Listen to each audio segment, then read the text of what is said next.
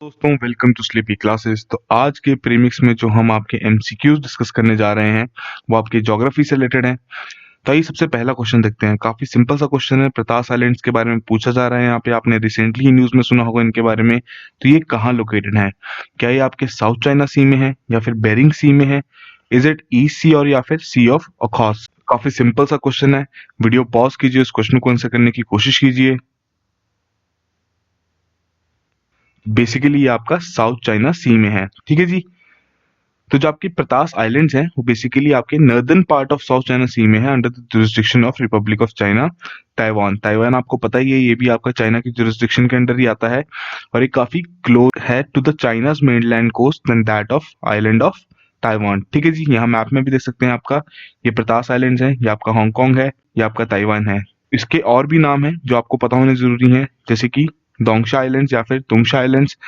और बेसिकली ये आपका एक ग्रुप ऑफ अटोल्स है, coral reefs and sea banks. Atolls और कोरल रीफ्स के बारे में हम ऑलरेडी काफी बार डिस्कस कर चुके हैं। आई होप आपको डिफरेंस पता होगा, ठीक है जी। तो इसमें ये माना जा रहा है अगर चाइना प्रतास आइलैंड्स को पूरे तरीके से कंट्रोल कर लेता है तो ये जो आइलैंड्स है it could function as a gatekeeper to monitor US and other countries ship and aircraft entering the South China Sea from the Pacific Ocean. तो काफी स्ट्रेटेजिक इंपॉर्टेंस है इसकी चाइना के लिए, इसलिए जितना भी आपका साउथ चाइना सी वाला एरिया है काफी इसमें कॉन्फ्लिक्ट चल रहे हैं आपके काफी आइलैंड्स के लिए, ठीक है जी। तो इन सब टॉपिक्स के बारे में आपको पता होना जरूरी है। बेसिकली आपका अगर हम बात करें ज्योग्राफी का जो जियो पॉलिटिकल सेगमेंट है उसके अंदर आपका ये क्वेश्चन कवर होता है, ठीक है जी। आई होप आपने इसको करेक्टली मार्क किया हो। भाई सेकंड क्वेश्चन देखते हैं। यहाँ आपसे पूछा जा रहा है कौन कौन से पेयर्स आपके इनकरेक्टली मैच्ड हैं, ठीक है जी। ध्यान रखना है ऐसी टर्म्स का। तो सबसे पहले कह रहे हैं बात बोलाइट के बारे में कि एक आपको मेटेराइट है जो सरवाइव कर जाता है उसका passage through the earth's atmosphere and lands upon the earth surface, ठीक है जी।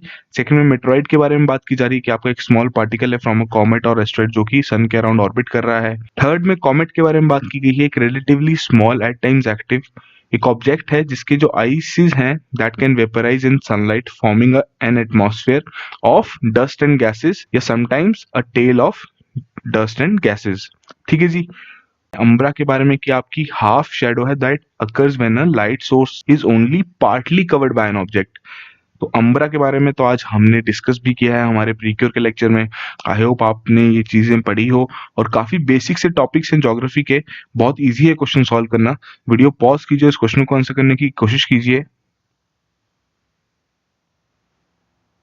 तो बेसिकली यहाँ पे जो आपका बोलाइट की डेफिनेशन दी गई है वो इनकरेक्ट है और अम्ब्रा की डेफिनेशन इनकरेक्ट है।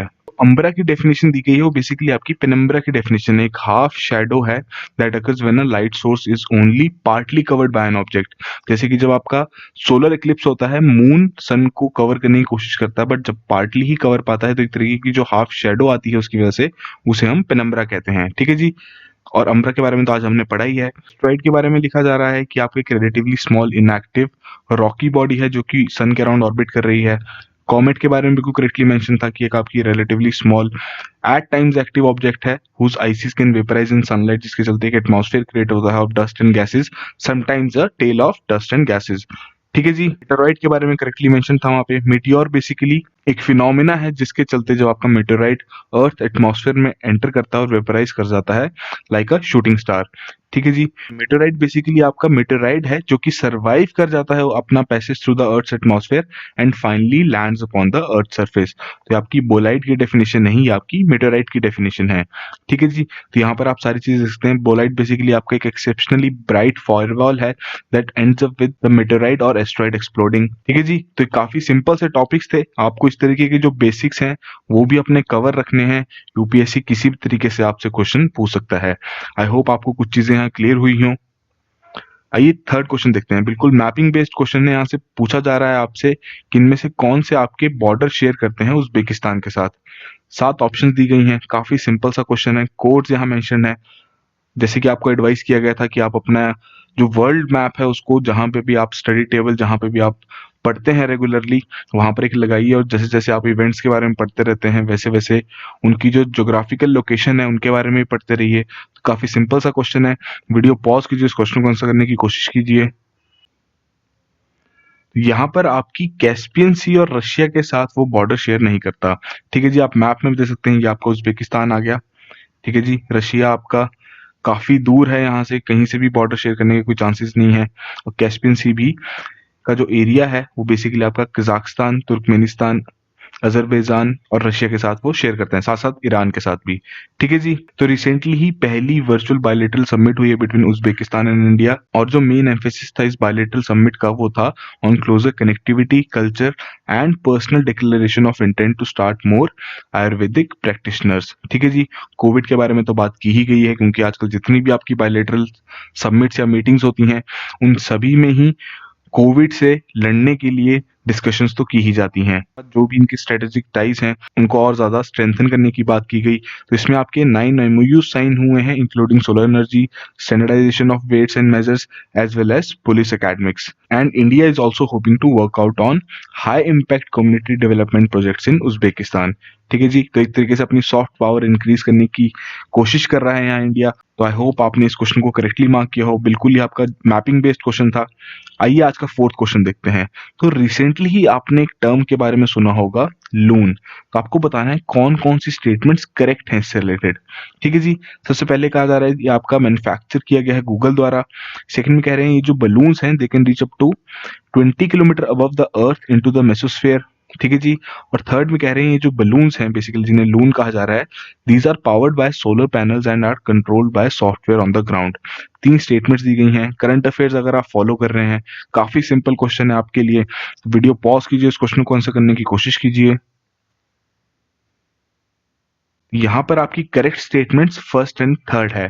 ठीक है जी। तो यहाँ पर ये आपकी जो 20 kilometre above the earth surface, आपका ये मेसोस्फीयर नहीं, यहाँ पर आपका स्ट्रेटोस्फेयर होगा।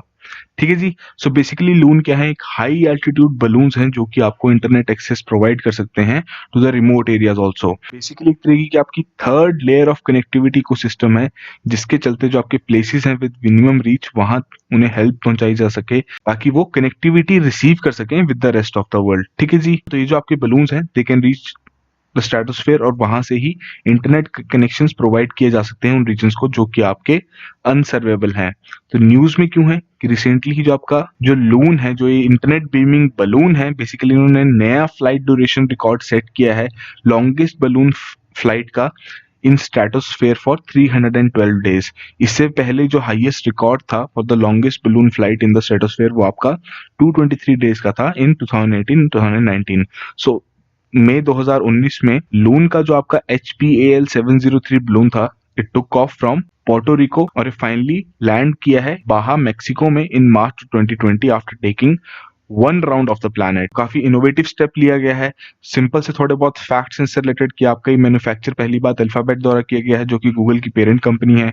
ये तो आपको बता ही दिया गया कि ये 20 किलोमीटर अबव तक जा सकते हैं from the earth surface into the stratosphere. ठीक है जी। The size of a mini craft pen inflated. और ये जो आपके बलून्स हैं किस चीज से बनाए जाते हैं, from the sheets of polythene, and they are size of tennis courts. जितना टेनिस कोर्ट्स का आपका साइज होता है उतना ही इनका साइज है। And basically they are powered by solar panels and they are controlled by software on the ground. तो जो इसके अटैचमेंट्स उसमें आपके सोलर पैनल्स होंगे, एंटीनास होंगे, काफी अदर इलेक्ट्रॉनिक आइटम्स भी होंगे, जिसके चलते ये इंटरनेट एक्सेस प्रोवाइड कर सकता है to the unreachable areas. Technicality के बारे में बात करें तो ये आपका डिलीवर कर सकता है 4G LTE, उसके साथ साथ आपकी 5G connectivity to the areas जहां पर उसे असाइन किया जाएगा।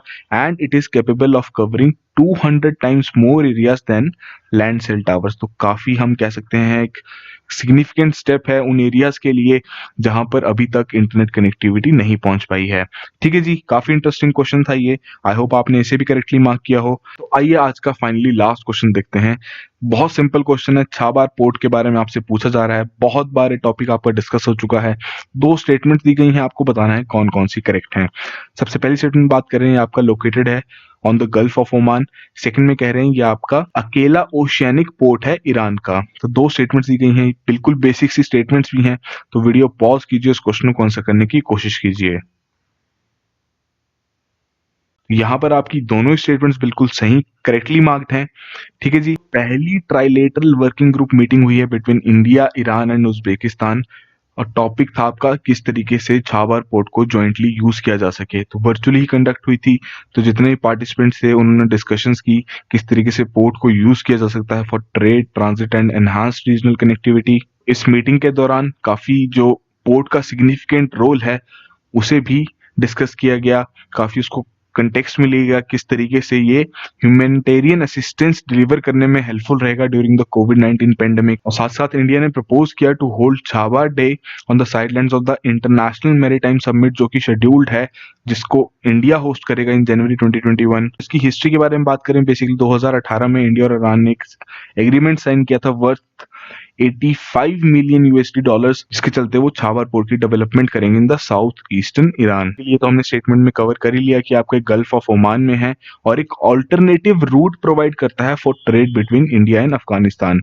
ठीक है जी। तो जब ईरान पर सैंक्शंस लगाई गई थी तो यूनाइटेड स्टेट्स ने इंडिया को एक नैरो एग्जेम्पशन प्रोवाइड की थी from the sanctions on Chabahar port in Iran, क्योंकि ये काफी वाइटल रोल प्ले करता है in transporting India's humanitarian supplies to war torn Afghanistan. ठीक है जी। तो अफगानिस्तान के लिए भी काफी इंपॉर्टेंट है ये पोर्ट। क्यों? क्योंकि आपका अफगानिस्तान लैंडलॉक्ड एरिया है। ठीक है जी। जैसे कि आप देख सकते हैं, ये आपका यहाँ पर अफगानिस्तान वाला एरिया है। ठीक है जी। ये आपका छाबर पोर्ट है, ये आपका ग्वादर पोर्ट है, जो कि पाकिस्तान ने बनाया है। इसमें जो चाइना है उन्होंने सारी डेवलपमेंट की है यहाँ पर।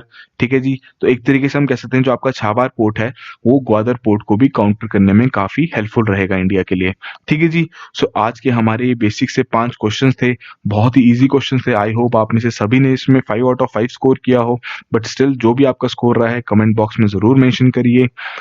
तो जाते जाते एक पीस ऑफ इंफॉर्मेशन हमारे भाई बंधुओं के लिए जो कि पंजाब पीसीएस 2020 के लिए प्रिपेयर कर रहे हैं, कि जो हमारा प्रीलिम्स क्रैश कोर्स है जिसमें आपका जीएस कंपोनेंट है, CSAT as well as test series. तो इस पूरे ही कोर्स की आपकी जो फीस थी, जो कि पहले 15,000 थी, उसे ड्रॉप कर दिया गया है टू ओनली 7,000। ठीक है जी।